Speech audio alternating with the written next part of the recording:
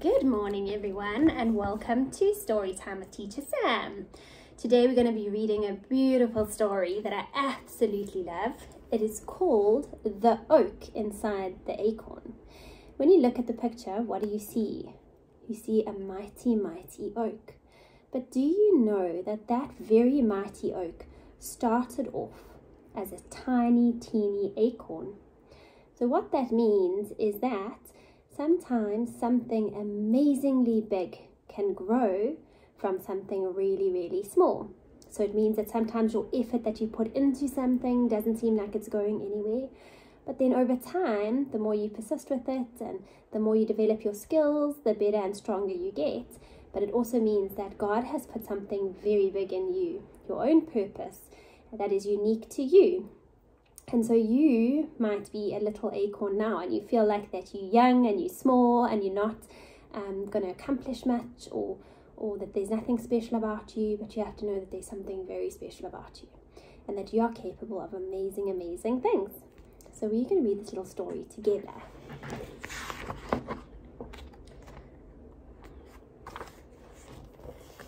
Okay. It said, "The acorn looked at the world around him. Green hills rolled their backs in the distance. Bright daisies bloomed below him. Above him a family of puffy white clouds floated through the blue sky. The world looked so big," the little acorn said to his mother. "I'm just glad to be right here with you."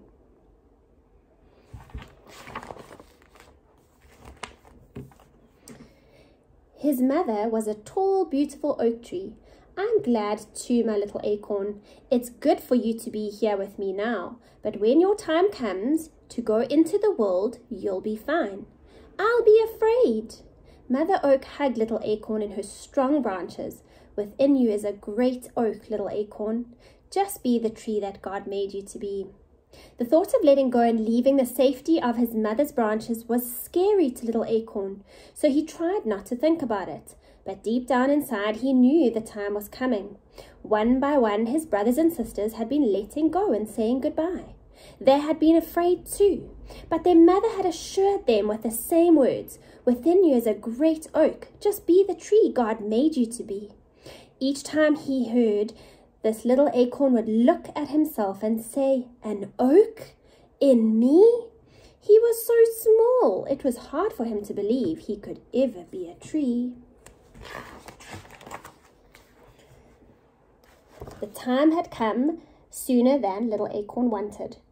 It started with a bump. He was resting one summer afternoon, thankful for the coolness and the shadow of the leaves, when thud, the tree shook. His mother's branches trembled and little acorn began to swing back and forth. A farmer's pickup had accidentally backed into the tree trunk. Little acorn had swung before, stirred by the wind, bumped by the climbing kids, and each time he had always held on, but not this time. He tried, he pressed his thin stem into the branch as hard as he could. It didn't work. He was a heavier acorn than he used to be, and his stem began to pull away from the branch. "Uh-oh, Mom!" "It's okay, little acorn," Mother Oak assured him. "You can't hang on forever. It's time. You've got to let go." Down he fell, flipping over and over, softly slipping through the leaves until he bounced on something hard. He had landed in the back of the pickup truck. The truck vibrated and began to drive away. "It's okay, little acorn," his mother called out. "Within you is a great oak. Just be the tree God created you to be." Little acorn barely heard the last few words. The truck was already moving down the road, going somewhere. He just didn't know where.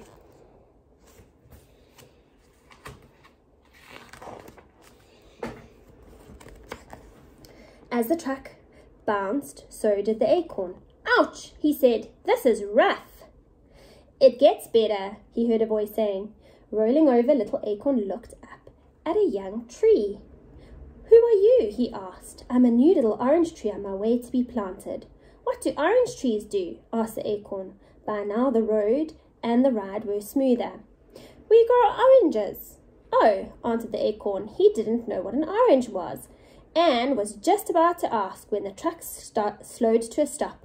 Wow, exclaimed Orange Tree, who was tall enough to see out of the truck. What is it? Asked the acorn. Trees, orange trees, everywhere. It's an orange grove.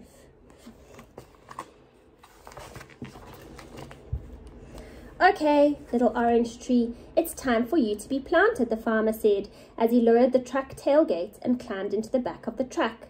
The acorn rolled away, just in time to avoid the farmer's big boot. The farmer took the tree and was gone for a long time. Little acorn stared at the sky as it began to darken. He missed his mother, Mother Oak, and her strong branches. This would be his first night away from her. The tailgate banged and the farmer jumped in. A quick sweep, he said, and I'm headed home. Little Acorn had never seen a broom before. He barely saw this one before it sent him high into the air. He landed in soft dirt.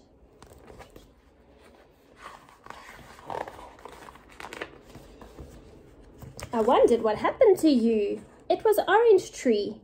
Little Acorn was happy to hear a familiar voice. Is this your new home? It sure is, Orange Tree said, and it looks like it's your home too. Little Acorn had one more question. Orange Tree, what do I do next? Orange Tree's voice was sleepy. Just settle in, little friend, and rest.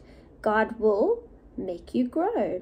And so little Acorn did just that. He rested that night, the next day, the week, the next month. There in the soft soil surrounded by orange trees, he sank deeper and deeper into the ground and slumbered. That means he slept. He slept a long, long time. When little Acorn awoke, he didn't know where he was.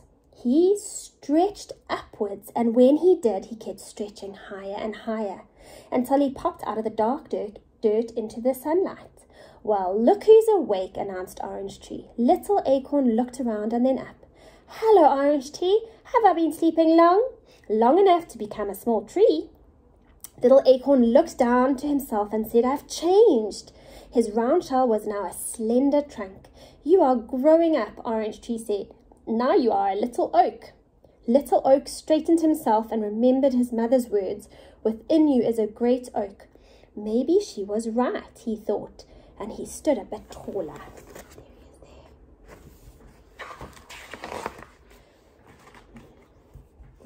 But even at his tallest, he was much smaller than the big orange trees.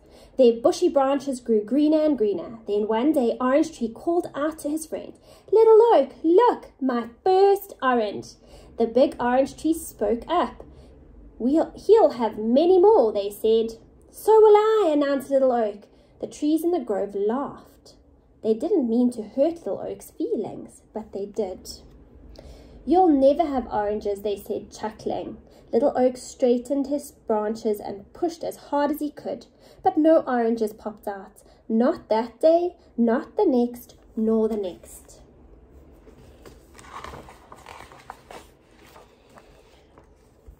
When the farmer came to collect the fruit, Little Oak was worried. He had none to give. Well, hello, Little Oak, the farmer greeted. How did you get here? The farmer walked away, and when he returned, he carried a big shovel. I know just the place for you. He lifted the new little oak tree out of the ground. Bye-bye, my friend, said the orange tree. He's moving him. The farmer didn't take Little Oak too far away. He carried him out of the grove to his big white house. The farmer chose a spot in the backyard, overlooking the orange grove. Let's see how you do here, he said. Then he dug a deep hole and set Little Oak inside it. He placed dirt around Little Oak and pressed tightly around the tree's roots. See? It's creating a beautiful spot. Little Oak liked his new home. For the first time, he stood taller than almost everything around it. Little Oak was stretching his roots into the dirt when he heard, Hi, I'm Pink Petunia. Who are you? Little Oak looked at the bright flower near the house. He started to answer, but Pink Petunia didn't give him time. Rosie is next to the house. Hi there, chirped Rosie. Daisy is here too. That's me, said a white and yellow flower. "Hello, little tree." Pink Petunia continued, "We are soft and smell sweet. What about you?" Little Oak didn't know how to answer. He knew he had no oranges. "Do you grow flowers?" Pink Petunia asked. Little Oak never remembered seeing flowers like roses or petunias on his mother, but still maybe oaks did grow flowers. "Maybe I could. Maybe this is what I'm made to do," he answered. So he tried. As hard as he could, Little Oak tried to grow flowers like his friends could grow. As the sun grew hotter, they unfolded into a rainbow of pinks, reds, and yellows. Little Oak, however, just grew taller.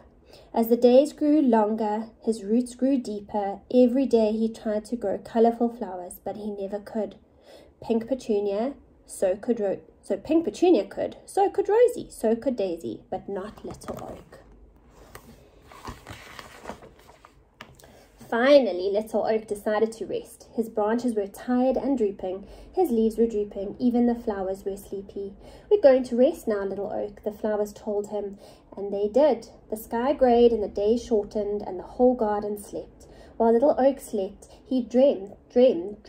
He dreamed of his days as a little acorn on his mother's branch. Deep in his sleep, he heard her soft voice. "Within you is a great oak. Just be the tree that God made you to be."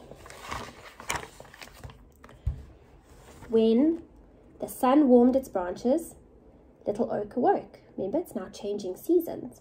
Only he wasn't so little anymore. He could see further. He had grown taller and wider. The winds didn't bend him as much. His branches were as big as his trunk used to be. Little Oak was becoming a big oak. Many years passed, and each year he grew bigger and wider and bigger, until everything in the farmer's yard looked up to him. You can see him growing as the seasons change, just keeps getting bigger. Bigger and bigger and bigger. Now look at him. Now Orange Tree and the flowers called him Big Oak. He spread his big branches and looked around. Orange Tree was taller too, but not as tall as Big Oak. Big Oak was taller than all his friends. They were wide, but not as wide as Big Oak. He was the tallest. He was the widest. But he still wondered what he was supposed to do. He couldn't grow oranges or flowers. He just grew bigger, and he didn't know why. Big Oak was just awakening from a long winter's nap, his leaves tiny buds, when a young father brought 2 ropes and tied them to one of his strong branches. Close by, a little girl watched. Rose was puzzled. "What is it for, Big Oak?" "I don't know," Big Oak answered, but he soon found out. "Can I do it, Daddy? Can I swing?" "Go ahead," urged the man, as a little girl with bright blue eyes and hair the color of daisy flowers sat in the swing. Big Oak felt the tug, but barely. He was strong and Little Girl was small, but with Daddy's help she swung forward, not too far, but further the next day and further the next.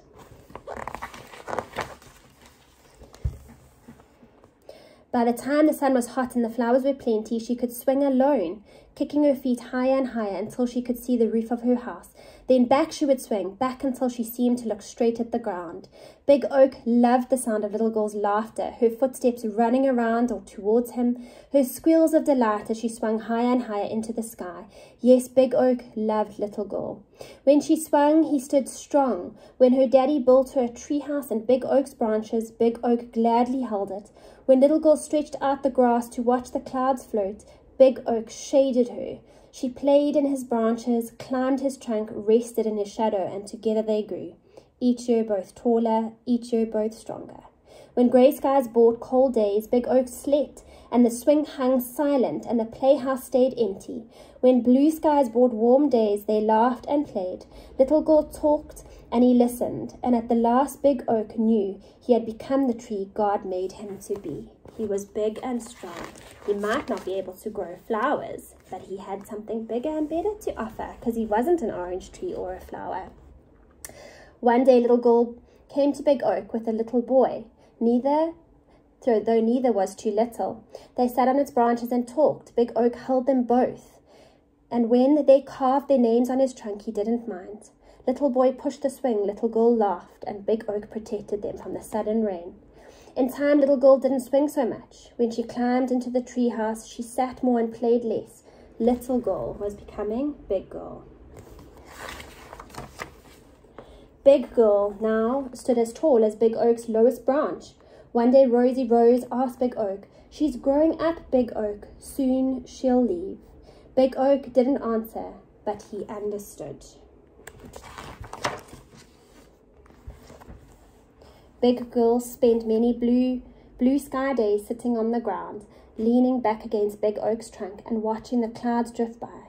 Big Oak knew Big Girl had big questions on her mind because she said things like, "I don't know what I'm supposed to be, and it's hard to let go, and how can I know who I am?"